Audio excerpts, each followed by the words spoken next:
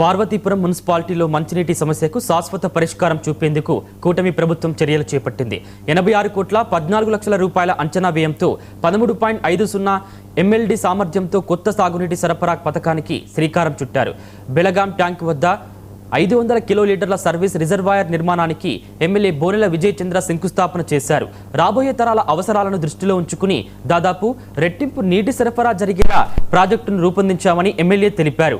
అలాగే మరో 2 వాటర్ రిజర్వాయర్లకు కూడా నిధులు మంజూరయ్యాయని, త్వరితగతిన పనులు పూర్తి చేస్తామని చెప్పారు.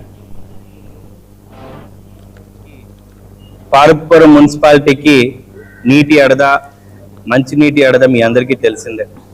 ఎప్పట్లోనో 40 సంవత్సరాలు 50 సంవత్సరాల ముందు మన మున్సిపాలిటీకి వాటర్ స్కీమ్ అది ఆల్మోస్ట్ దాదాపు శిథిలావస్థకు వచ్చేసింది. ఉన్న పరిస్థితిలో కూటమి ప్రభుత్వం రాగానే మేమేమైతే ఎలక్షన్ ముందు చెప్పున్నాం, ఇంటింటికి మంచినీరు ఇచ్చే బాధ్యత మాది, కూటమి ప్రభుత్వం అనేది మన గౌరవ ముఖ్యమంత్రిదని మేము చెప్పడం జరిగింది. అందులో భాగంగానే మన మున్సిపాలిటీకి రాబోయే 20 సంవత్సరాలు ఎక్స్పాండ్ అయినా, ఎక్కువ మంది మైగ్రేషన్ వచ్చిన దానికి తగ్గట్టుగానే ఈరోజు మన వాటర్ స్కీమ్ని ప్లాన్ చేసుకోవడం జరిగింది. 86 కోట్లతో మొత్తం మున్సిపాలిటీకి కావాల్సిన ఎన్నైతే MLD కావాల్సిన అవసరం ఉందో అంతకంటే ఇప్పుడు మనకు కావాల్సిన 13 MLD 8 MLD.